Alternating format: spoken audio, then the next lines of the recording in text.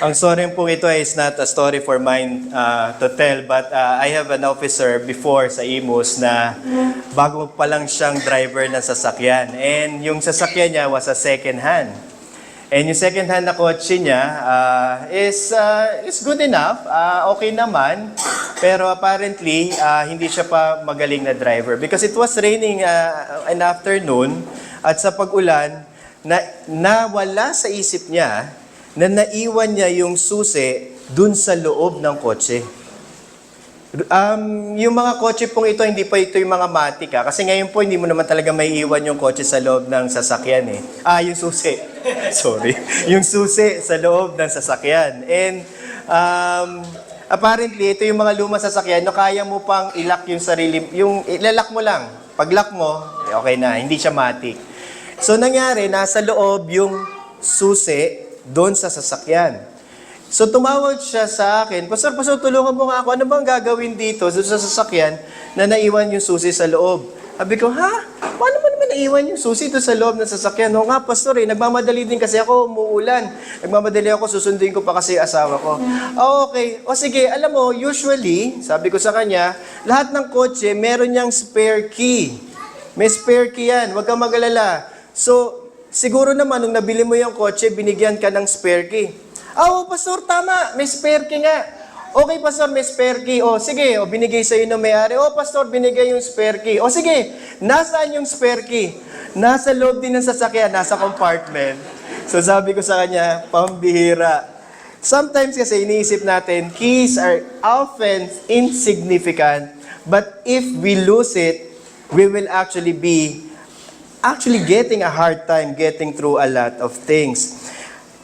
Whenever we carry something that is important, kapag hindi na natin siya naaalala, pagka kailangan na lang natin siya, doon na lang natin nalalaman na importante pala siya.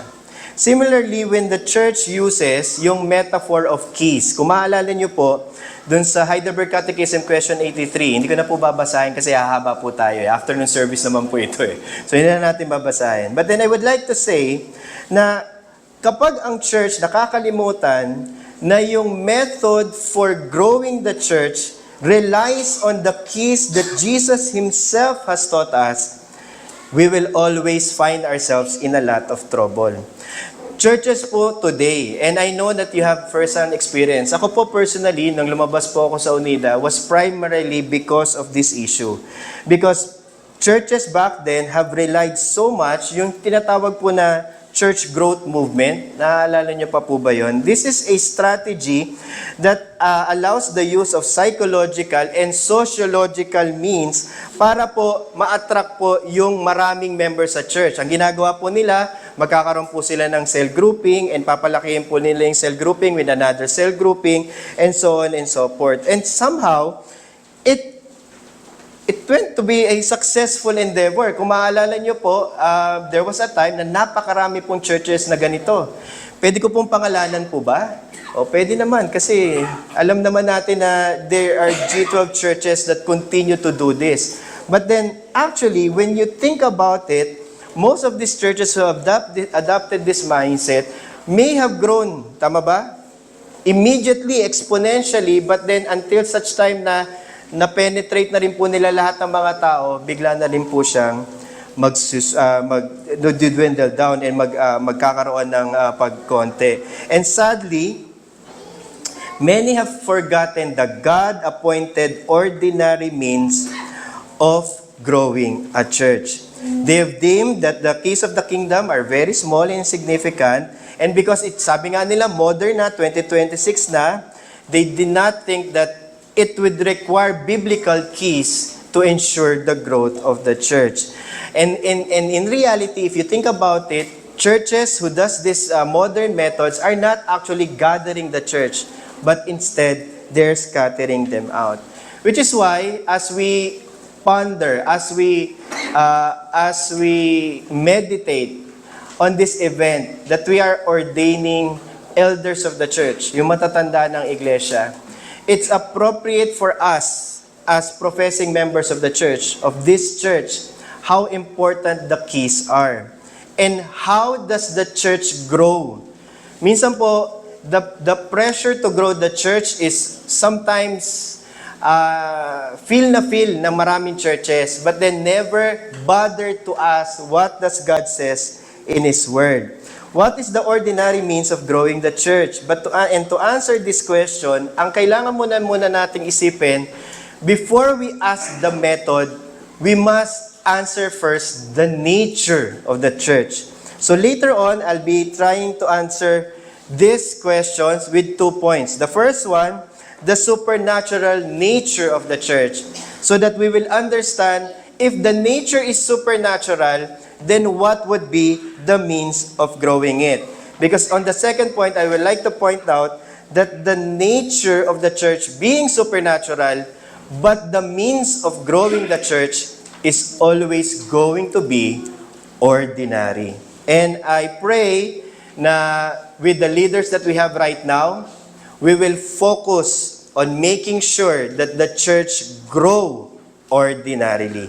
But before we proceed, we would like us to bow our heads and let me lead you in prayer. Our dear Heavenly Father, we are thankful for this afternoon. Again, we would like to acknowledge, O God, na Ikaw, Panginoon, ang patuloy na nag-ordain ng mga bagay. At sa pamagitan ng pag-aaral namin ng iyong salita, maliwanagan nga kami, O Diyos, kung ano yung paraan na ginagamit mo upang palaguin ng iglesia. At nagtitiwala kami, O Diyos, na ang iyong mga salita, ang tanging matibay na sandigan lamang upang kami, O Diyos, ay magkaroon, O Diyos, ng understanding and capacity na ang iglesia sa Kawit at sa mga iglesia na magiging reformado ay mananatili, O Diyos, sa pundasyon na ito. Ito ang samot dalangin sa pangalan ni Kristo Jesus. Amen. So, the question po is, who owns and builds the church? Well, to answer the question, the church comes from a supernatural and a divine origin. It is not a product of any human effort or earthly enterprise. Christ revealed this truth in Scripture in Matthew 16, yung binasa po natin kanina. Ang nabasa natin kanina is pivotal po doon sa narrative eh. Ito po yung mangyayari na after this, magkakaroon na po ng pagpasok sa Jerusalem at doon na po ipapako ang ating Panginoon Kristo. And the answer to the question na sino ba si Kristo is so pivotal that it was actually recorded in Scripture.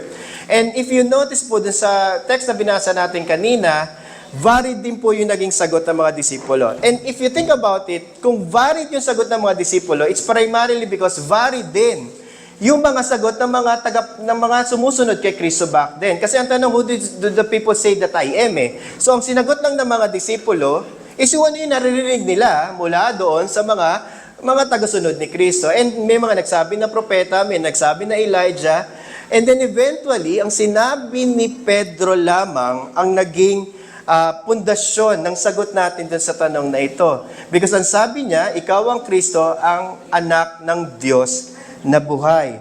And this is actually at the core po nung gusto nating sagutin ngayong hapon. Saan ba galing ang church? Who is the origin of the church? What is the nature of the church? Well, bottom line po, the nature of the church is never earthly. It will always be divine. Yes, nakikita natin yung mga tao, nakikita natin yung visible earthly materials na ito. But wag po nating ipasubali at wag natin laging kakalimutan, kasi madali po makalimutan ito, that the nature of the church will always be divine. Sapagkat ang sagot sa kanya ni Kristo, nung sinabi ni Pedro, hindi sa iyo galing ito, yung sagot, sabi niya, kundi ito'y galing kanino daw? Sa aking Ama na nasa langit. At ano po ba yung sinasabi na sagot? Lalabas ba? Ay, hindi, ang sagot si Kristo. Lahat kasi ng tanong sa Bible, lahat si Kristo eh.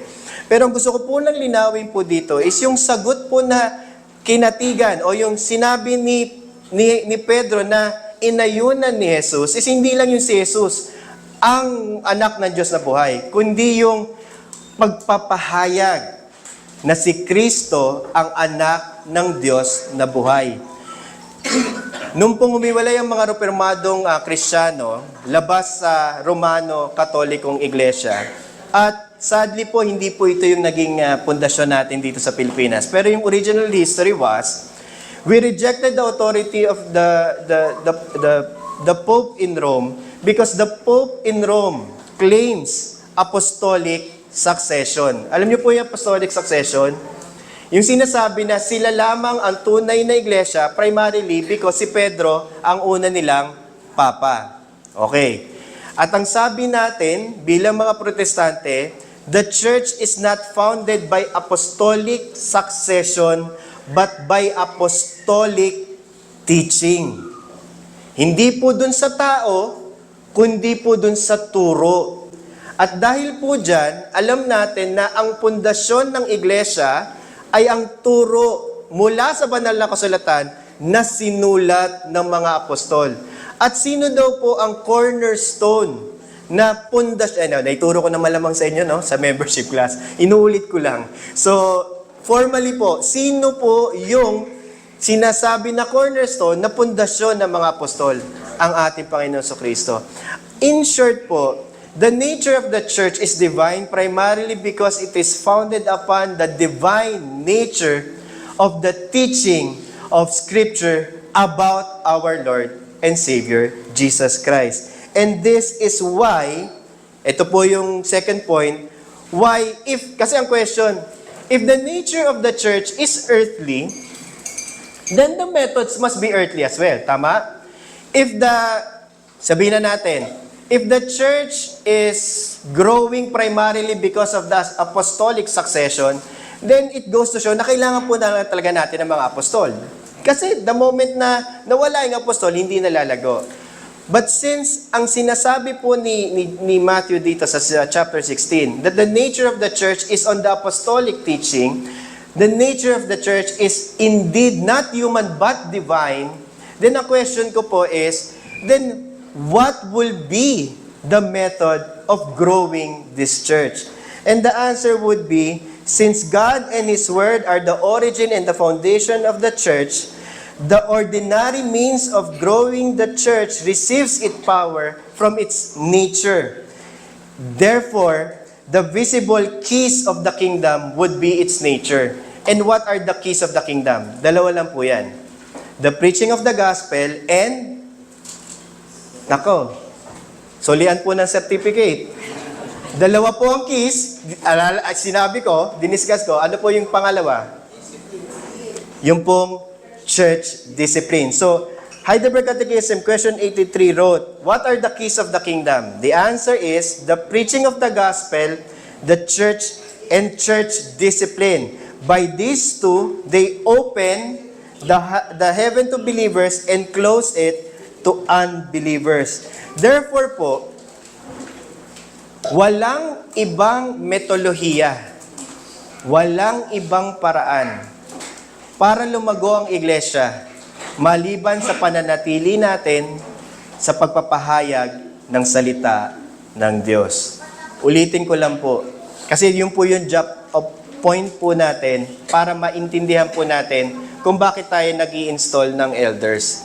Minsan po, iniisip ng mga tao, siguro pagka nagkaroon na tayo ng mga celebrity pastors, baka dadami tayo ng members. Gusto niyo po ba yun? Hindi, pero pwede yun, di ba? Pero pwede. So, halimbawa po, sino po bang mukhang celebrity po sa inyo? May artistahin po ba dyan? Si Pastor Anthony siguro, sabihin mo na. Punta siya sa TikTok, di ba? Or mag-vlog siya siguro. Baka malay mo mag-viral, sumikat. Dadami ba ang members ng Kawit? Siguro, pwede. Marami ang pupunta, marami ang magiging curious. Pero, pwede ba nating sabihin na lumago yung church? Ang sagot po, hindi po. Because the only way, that the church will be built up will always be how Christ wants it to be built up. And Christ wants it to be built up by the keys that He Himself has given the church. The preaching of the kingdom and the practice of church discipline. So, paano po yung preaching of the kingdom? Paano po nangyayari na nagiging susi siya? Alam niyo po, ang susi ay hindi naman po yun yung primary function. Ang primary function po ng susi ay para lang po magkaroon ka ng access sa pinto. Pero kapag po ba ang pinto ay may susi na, anong ginagawa ng pinto? Bumubukas at sumasara. So lalabas po sa preaching of the gospel, laging sa bawat susi, merong dalawang action. So ang pagbukas at ang pagsara. So sa preaching of the kingdom, or preaching of the gospel, yung unang susi, kapag po nag-preach tayo ng gospel, mabubuksan po ang langit. So yun yung unang action. Kanino lang? Sa lahat po ba? Hindi. Kanino lang? Sa mga mananampalataya. At dito po papasok po yung kahalagahan na meron po tayong professing membership. Natapos na po ninyo yon. Tama po ba? Bakit? Sapagkat kung sino man po yung gustong pumasok sa pagpapahayag natin ng salita ng Diyos, pagpapahayag natin ng Ebanghelyo na Kristo, pagpasok po, binuksan natin yung unang susi, binukas natin yung unang pinto, o bumukas, papasok po yung professing member. Okay. Pastor, paano yung closing action? Di ba kasi may pagsara? Sino yung mga nasarhan? Yung pupunta ng impyerno? Hindi din. Okay, so sino po yung nasarahan? Yung mga hindi maniniwala, yung hindi magiging miyembro, yung hindi sasama sa church. At ginagawa natin yon para ma-make sure na kung sino lamang yung nasa loob, yun lang po ang maaalagaan. Malinaw po ba yun? Na yun lamang ang ating papastulan. At dito po pumapasok yung kahalagahan po ating mga manggagawa at ang ating mga matatandaan ng iglesia. Alam niyo po, ang pinakamahirap pong gawain po sa pagministeryo, hindi naman po yung pagpapahayag na ginagawa ko po ngayon. Alam niyo po ba itong message ko na ito, pang-5 ko na yata o pang-10 ko na po yata ito na-deliver. Kada po yata anniversary, ito po topic ko eh. So pang-ilang ko na to, basta madami na, hindi po ito ang pinakamahirap. Sinasabi ko po sa inyo, at sinasabi ko po mga men, hindi po yung, kaya minsan, Pastor, natatakot akong humarap sa pulpit. Okay lang yun, masasanay ka rin naman nun, hindi ba? Kada gawa mo. Pero alam niyo po ang pinakamahirap, yung pangangalaga ng kaluluwa. Because that would take not just public appearances during pulpit preaching, but rather really being with the people, taking care of them when they need it the most. Ipapanalangin sila, sasamahan sila kapag may sakit sila, pupuntahan sila pag may mga ngailangan, dadalawin mo sila, hahawakan mo ang mga kamay nila kapag sila ay naroon na sa banig ng kamatayan. At naalala ko bilang pastor na lumaki sa sambahayan ng mga pastor, wala akong masyadong recollection ng preaching ng aking mga... Well, si Daddy, syempre, will always be imprinted sa utak ko yung mga niya. Pero ang most memorable sa akin lagi na eksena is sa ospital. Sa ospital, kakanta kami ng himnaryo, okay? Ipapanalangin namin yung may sakit. Kung gumaling, purihin ang Panginoon. Kung mamatay, sasamahan namin hanggang maiburon. At yun po ang ministeryo. Yun actually ang tinawag sa atin. Because the preaching of the gospel means that we are here for one another. This is for life. At yun po yung panalangin ko sa membership. So, at yun din yung panalangin ko sa ating mga tagapanguna. Minsan iniisip niyo po, di ba, mas mahalaga ba sila o mas mahalaga kayo? Hindi po. Kayo po, yung members and yung leaders of the church will be part of the visible church and you will actually be caring with one another. At yun po yung mahalaga. However, at alam ko po na hindi po ilang ilang po ang susi? O, nakalimutan nyo na agad. Ang bilis naman. Ilan po yung susi? 2. So, ano yung pangalawa? Church discipline. Actually, pagdating po sa church discipline, ito po yung tinatawag natin na, for me po, pinakamabigat na susi. Because, if you think about it, false teachers does not come from without. It always comes from within. Ulitin ko po kasi that's wisdom. Huwag po kayong magtaka kung aabot po ang kawit na kakailanganin nyo po makipaglaban sa mga maling turo at sa mga maling prinsipyo sa buhay o yung pamumuhay. Because that would always be there. And if you think about it, what makes this a painful experience, suffering talaga, is because aabot talaga sa panahon na kakailanganin pong magdisiplina. At hindi ko naman po kayo tinatakot. Part po ito ng preaching okay? Ang sinasabi ko lang po, 2 ang susi. Because yung sa sa key. So, dalawa po ang action. Sa church discipline, hindi po bukas ang unang action. It's sara. Isasara niya. So, kanino sinasara ang susi ng kalangitan? Kapag church discipline po ang pinag-uusapan, yung mga kailangan pong mag-repent. So, aabot po sa panahon, may magkakasala. And pastor, kapag may nagkasala ba, ibig sabihin ba excommunicated agad? Hindi po. Hindi po. Ang ibig sabihin lang po, pag member ng church, nagkasala at napatunayan nagkasala, kailangan po siyang disiplinahin. At ang unang-una pong gagawin ay isasarado po sa kanya, mula sa susi po ng church discipline, isasarado sa kanya ang sakramento. At dito po magsisimula po yung pag-aalaga natin sa isa't isa. Kung saan, bilang lalaki po ng iglesia, siguro nga po may wisdom po dun sa bagay na yun eh. Dahil po madamdamin po talaga itong endeavor na ito. Wala po yata akong pinasok na church discipline issue na hindi ako umiyak eh. Nakakapagod. Nakakapagod siya. Emotionally. Siguro, kaya nga po. Pero pag lalaki siguro, mas matatag po tayo. Tama? Hindi naman mas matatag. Mas kaya-kayanin natin. Kasi yun nga po, kailangan po natin matutunan na dapat po disiplinahin natin yung mga hindi po nagre-repent. And that is the first key. But the hope of the gospel remains because kapag po napatunayan ng isang tao ay nagkasala at nagrepent, ano po mangyayari? Bubuksan po muli sa kanya, mula sa susi ng church discipline, i-accept po ulit siya sa fellowship of the church, magkakaroon ng patawaran at hindi na po ito kailangang erase pa. So dito po, yung beauty of reconciliation only happens in the church. And that's why the keys are important. At kaya rin po importante na meron kayong tagapanguna. Pastor, hindi ba pwede ang mangyari na lang? Di ba, freestyle na lang, kung sino ang pwede, kung sino yung faithful, kung sino yung masipag, yun na lang. Hindi po.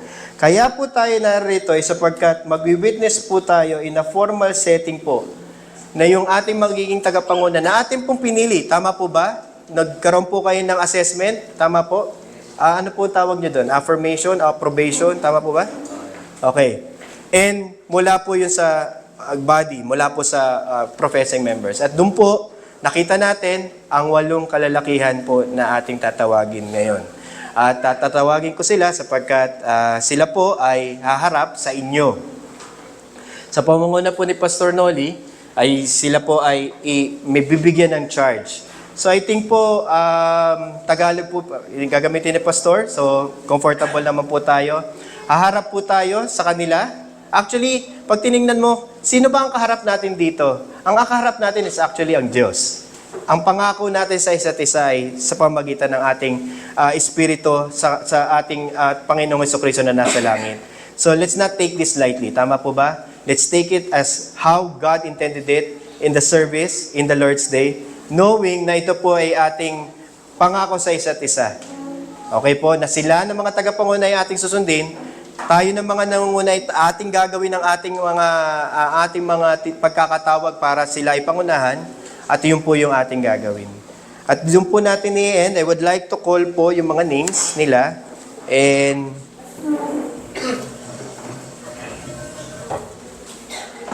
I'll call them one by one para po sila po ay narito. Si Pastor Noli na lang po dito. So, 4 po dito, 4 po. Harap po sa congregation. May I call on? Okay. Okay. So, Elder Olan po, Regular. Elder J.I. Jr. Ronaldo Villar Carlos Jr. Elder Jason Santiago. Elder Edmar Ican. Ayan po, 4. Okay, yung susunod po dito na lang. Elder R.J. Suano. Elder Romeo del Rosario. Elder Anthony Bawar. And Elder Silvestre Deloy.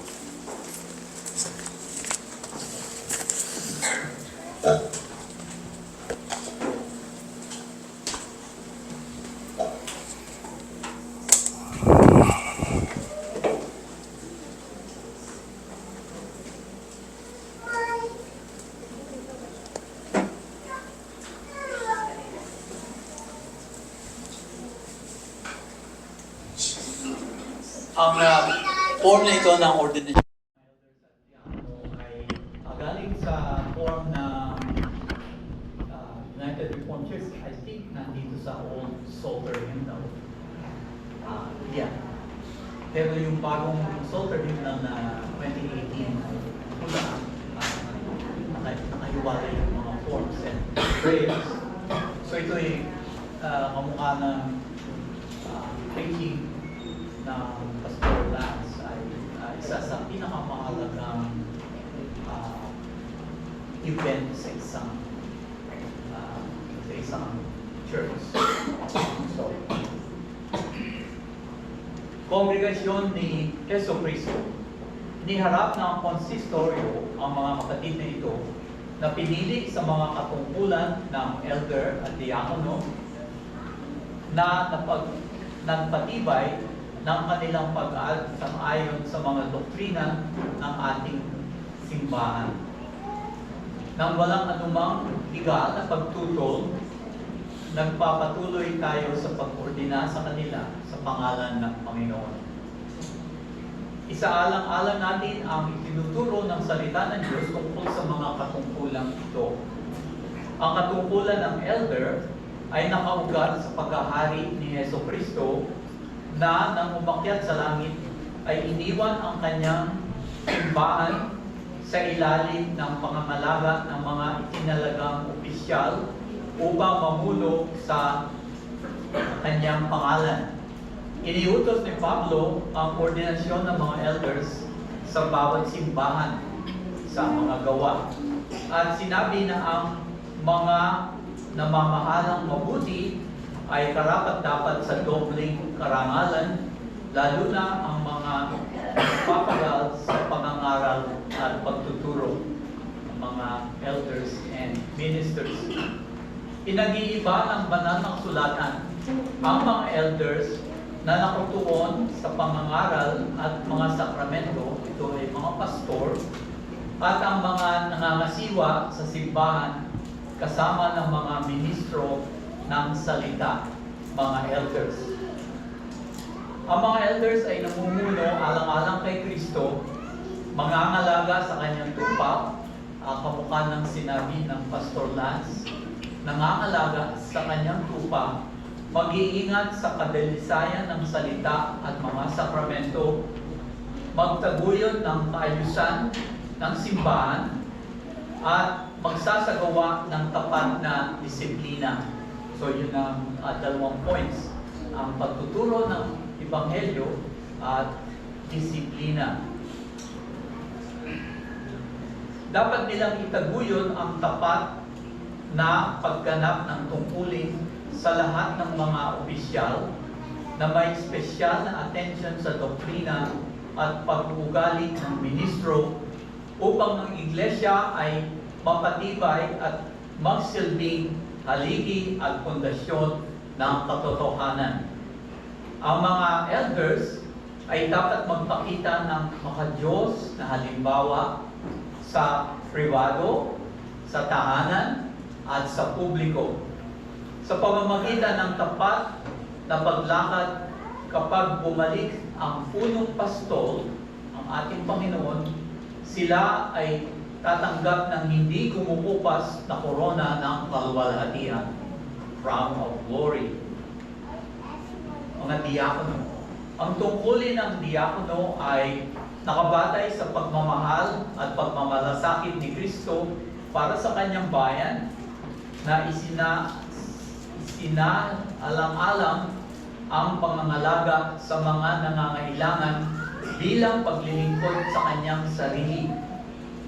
Noong ang unang taon ng simbahan sa mga gawa 6, ang mga apostol ay humirang ng mga diakono upang maglingkod sa mga pangangailangan ng mga mahihirap na nagpapahintulot sa mga apostol na magtuon sa panalangin at sa ministeryo ng salita. Simula noon, ang ministeryong ito ay kinilala bilang isang natatanging tungkulin.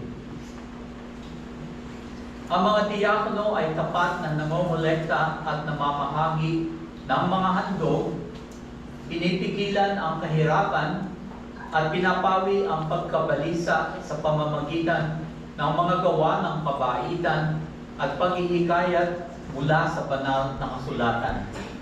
Ang mga diakono, tulad ng mga elders, ay dapat magpakita ng kapanalan sa lahat ng aspeto ng buhay na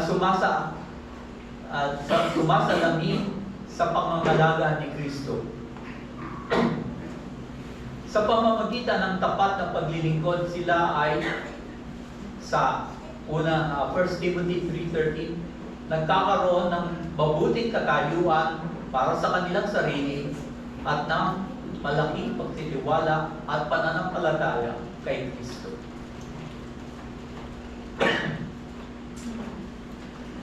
Upang pagtibayin ang inyong kahandaang tanggapin ang mga katungkulang ito, ay mangyaring sagutin ang apat na tanong.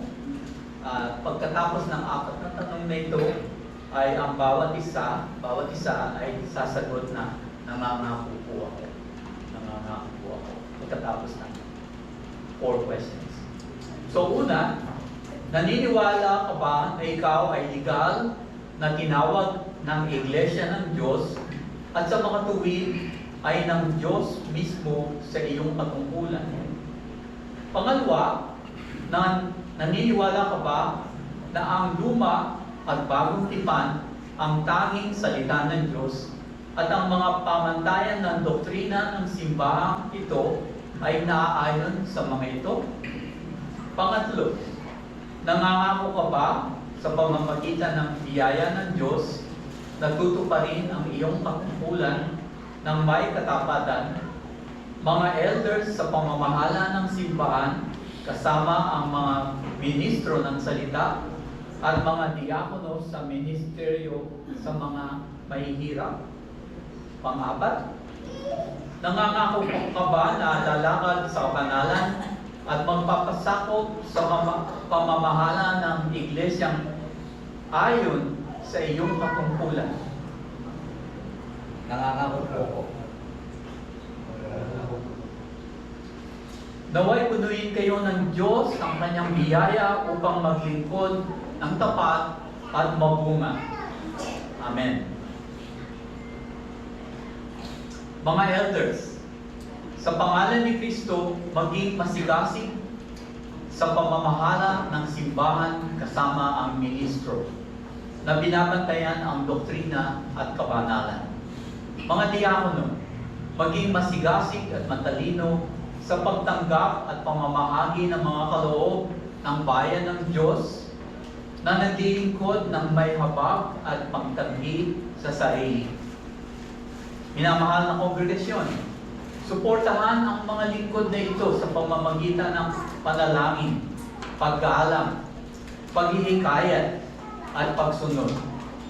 Maging bukas palad sa mga diakono para sa pangangalaga sa mga nangangailangan, sapagkat habang pinaglilingkuran nyo ang pinakamaliit sa mga ito, pinaglilingkuran nyo si Kristo mismo. Naway ang ministeryo ng mga elders ay magbunyag ng kataas-taasang kapangyarihan ni Kristo at ang mga ministeryo ng mga diakono ay sumasalamin sa kanyang pag-ibig. Habang naglilingkod kayo ng tapat sa inyong katungkulan, tatanggapin ninyo mula sa Panginoon ang gantimpala ng katuwiran. Tayo mo na lang. O Panginoon Diyos at Ama sa langit, nagpapasalamat kami sa iyo sa paghiram ng mga pinuno at katulong sa iyong iglesia upang mapanatili ang kapayapaan, itaguyod ang masaganaan, at tulungan ang mga nangangailangan. Pagpalain ang mga lalaking ito ng karunungan, lakas ng loob, pag-iingat, kabaitan, pakikiramay, at pagtanggi sa sarili, upang ang bawat isa ay makapaglingkod ng maayos sa kanyang tungkulin. Pagkalooban ng mga elders ng kasipagan sa doktrina at disiplina, at ang mga diakono ng kabutihang loob at karunungan sa pangangalaga sa mga mahihirap. Bigyan ng biyaya ang lahat upang sila ay magtiyaga sa tapat na paggawa sa kanila ng anumang problema o pag-uusig. Pagpalain mo ang kongregasyon ng mga pusong handang sumunod sa patnubay ng mga elders, pagkabukas palad sa mga mayayaman, at pasasalamat sa mga nangangailangan, upang ang iyong banal na pangalan ay dakilain at ang kaharian ni Kristo ay lumawak. Inihiling namin ang lahat ng ito sa pangalan ng aming tagapagligtas at Panginoong Jesus. Amen.